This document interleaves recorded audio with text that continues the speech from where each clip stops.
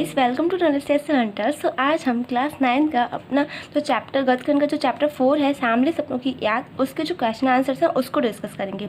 जिसमें हमने अपने प्रीवियस वीडियो में पहले ही क्वेश्चन 4 का जो खा वाला है वहाँ तक हमने अपने फिनिश कर लिया। तो आज हम क्वेश्चन 4 का जो गा वाला है वहाँ से कंटिन्यू करेंगे। तो अगर आपने मेरा जो प्रीवियस वीडियो उसको वॉच नहीं किया तो जल्दी से पहले उसको वॉच कर लेना गाइस, तब इस वाली वीडियो पर आना। तो गा वाला क्या है? सालिम अली प्रकृति की दुनिया में एक टापू बनने की बजाय सागर बनकर उभरे थे। इसका हमें आशय स्पष्ट करना है। तो फिर हम इसका आशय स्पष्ट कैसे करेंगे? आंसर है, सालिम अली ने अपने कार्य क्षेत्र या स्वयं को किसी विशेष सीमा में कैद नहीं किया। क्या है कि जो सालिम अली थे उन्होंने अपने कार्य क्षेत्र या फिर स्वयं को किसी विशेष सीमा में कैद नहीं किया। वे पक्षियों की खोज में विशेष स्थान तक सीमित नहीं रहे। वो पक्षियों की खोज और उनके विशेष स्थान तक उसमें क्या था, विशेष स्थान तक सीमित नहीं रहे थे, क्योंकि उन्होंने फिर क्या है, उन्होंने प्रकृति के खुले संसार रूपे अथा सागर से पक्षियों के विषय में नए नए अनुभव एकत्र किए। उन्होंने क्या कहा, जो पक्षी थे और मतलब जो प्रकृति के खुले जो संसार है रूपी जो और जो सागर के जो पक्षी हैं उनके विषय में नए नए अनुभव एकत्र किए। और अथा उनका कार्यक्षेत्र अत्यंत विशाल था। जो उनका कार्यक्षेत्र था वो अत्यंत क्या था, विशाल था।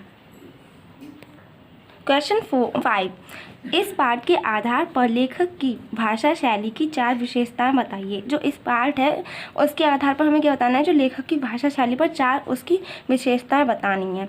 तो हमें उसकी 4 विशेषताएं बतानी है। तो सबसे पहले हम ये लिख देंगे कि पाठ के आधार पर लेखक की भाषा शैली की प्रमुख विशेषताएं निम्नलिखित है। कि हमारी जो उनकी जो भाषा शैली की जो प्रमुख विशेषताएं वो नीचे दी गई हैं। फिर फर्स्ट डालेंगे लंबे और जटिल वाक्यों का प्रयोग। जो चैप्टर है उसमें क्या है कि जो लंबे और जटिल मीन्स डिफ़िकल्ट वाक्यों का प्रयोग किया गया है। तो पाठ में लंबे और जटिल वाक्यों का प्रयोग किया गया है। इसका आंसर लिख देंगे, जैसे हर सुबह सूरज निकलने से पहले जब पतली गलियों से उत्साह भरी भीड़ नदी की ओर बढ़ती है तो लगता है जैसे उस भीड़ को चीरकर कृष्ण अचानक सामने आएगा। मतलब जो कृष्ण है वो उस भीड़ को चीरकर अचानक से सामने आएंगे और बंसी की आवाज़ पर सब किसी के कदम थम जाएंगे। तो ये तो हमारी जो फर्स्ट विशेषता हो जाएगी। इसमें हम डाल देंगे वाली हेडिंग डाल के। फिर हमें इसमें 4 विशेषताएँ बतानी है, तो हम इसको 4 बताएंगे इसकी विशेषता। तो सेकंड क्या है, मिश्रित शब्दावली का प्रयोग। जो मिश्रित शब्दावली का है वो उसका प्रयोग किया गया है। तो क्या है, इसमें लिख देंगे, पाठ में उर्दू, अंग्रेजी, तद्भव और संस्कृत शब्दों का मिला जुला प्रयोग किया गया। इसमें क्या गया है, सारी जो लैंग्वेज है उर्दू, अंग्रेजी, तद्भव और जो संस्कृत शब्दों का मिला जुला प्रयोग किया गया है। जैसे क्या है, उर्दू फारसी शब्द कौन से शब्द आए हैं, तो इसमें क्या बताना है कि जो शब्द कौन कौन से आए हैं उसका प्रयोग करना है। तो ये उर्दू फारसी शब्द कौन से आए हैं, संस्कृत के शब्द कौन से आए हैं, अंग्रेजी के शब्द कौन से आए हैं और जो तद्भव शब्द है वो कौन कौन से आए हैं। तो उर्दू फारसी के शब्द इसमें आए ज़िंदगी, सफ़र, माहौल, खुद, खूबसूरत, हुजूम। और संस्कृत के शब्द आए हैं वर्ष, पक्षी, इतिहास, विश्राम, प्रतिरूप। अंग्रेजी के आए हैं fall of sparrow, world water, silent valley, ईयरगन। तद्भव शब्द आए हैं सोता, भाड़े, पसरी, माटी। तो इतना हमारा सेकंड विशेषता है, उतना हो जाएगा। तो हमें 4 विशेषता बताने, तो हम थर्ड वाले ये लिखेंगे, मुहावरों का प्रयोग। इस चैप्टर में मुहावरों का प्रयोग किया गया है। पाठ में मुहावरों का कुशल प्रयोग किया गया है। जो पाठ है उसमें मुहावरों का एक कुशल प्रयोग किया गया है। जैसे क्या क्या है, आँखें नम होना, शब्दों का जामा पहनाना। तो ये है मुहावरों का प्रयोग करा गया, वही हम इतना लिख देंगे। विशेषता जो है वो उसका 4th विशेषता क्या है, 4th विशेषता हम इतना हेडिंग डालेंगे, प्रश्न शैली का प्रयोग। तो उसमें क्या है, पाठ में कई स्थानों पर प्रश्न शैली का प्रयोग किया गया है। जो पाठ है उसमें जो चैप्टर है उसमें कई मतलब स्थान पर क्या गया है, प्रश्न शैली का प्रयोग किया गया है।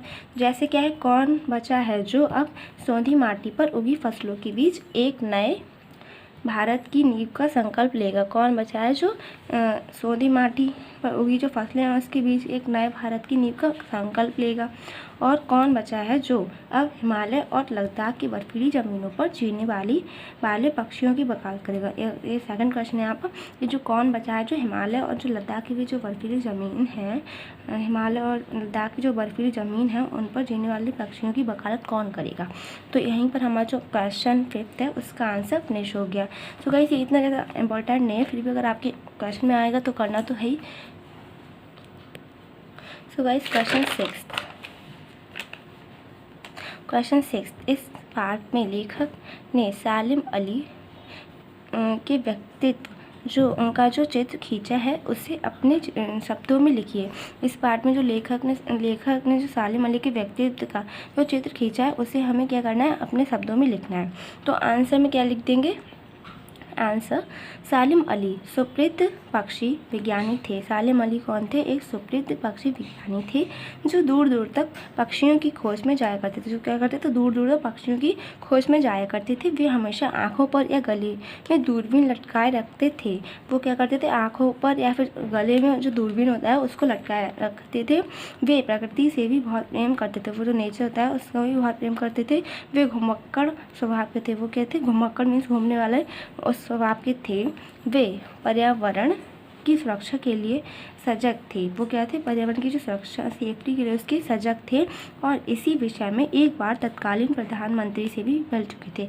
तो इसी बारे में क्या था, एक बार तत्कालीन मतलब जो प्रधानमंत्री थे उनसे भी उनकी मीटिंग हुई, मीन्स मुलाकात हुई। तो वे ये मिल चुके थे। वे दुर्गम और दुर्गम और विषम स्थानों पर रहने वाले पक्षियों की वकालत करने वाले थे। वो क्या थे, जो वे दुर्गम और जो विषम स्थान है उन पर रहने वाले जो पक्षी होते हैं उनकी वकालत करने वाले थे। सालिम अली अपनी ज़िंदगी में बहुत ही सहज, सरल और प्रकृति के निकट रहने वाले व्यक्ति थे। जो सालिम अली थे वो अपनी ज़िंदगी में बहुत ही सहज और सरल और प्रकृति के जो निकट मीन्स पास रहने वाले व्यक्ति थे, जो ज़िंदगी की नित नई ऊंचाइयों में अटूट विश्वास रखने वाले थे। वो क्या थे, उनकी ज़िंदगी की जो नई ऊंचाई है, नित नई ऊंचाई, उस पर वो अटूट विश्वास रखते थे। क्वेश्चन 7, ये क्वेश्चन है, वो लास्ट क्वेश्चन है। तो ये क्या है, सामने सपनों की याद शीर्षक का सार्थकता पर टिप्पणी कीजिए। जो ये क्वेश्चन 7 है ये इम्पोर्टेंट भी है, तो इसको आप लोग अच्छे से लर्न करना गाइस। और एक क्वेश्चन फर्स्ट था जो मैंने अपनी प्रीवियस वीडियो में बताया, वो भी बहुत इंपॉर्टेंट था, तो उसको भी अच्छे से लर्न करना। इसका आंसर है सामने सपनों की याद शीर्षक पूर्णतः सार्थक है। जो सामने सपनों की याद है वो शीर्षक है उसका, वो पूर्णतः क्या है, सार्थक है, क्योंकि इसे पढ़कर मन में एक जिज्ञासा जागृत होती है। क्योंकि इसको पढ़ने से हमारे मन में क्या होता है, एक जिज्ञासा जागृत होती है कि कैसे सपने, कौन से सपने, कि मतलब एक क्या जागृत होती है, हमारी जिज्ञासा एक मन में क्या जागृत होती है कि कैसे सपने, कौन से सपने, और सपने भी सामले, और सपने भी क्या है, सामले।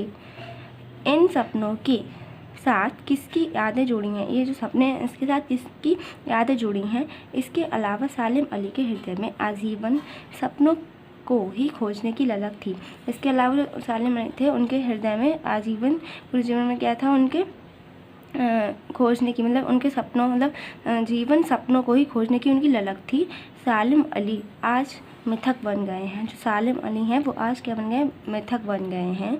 उनकी याद सामने सपनों की याद ही है। उनकी जो याद है वो क्या है, सामने सपनों की याद ही है।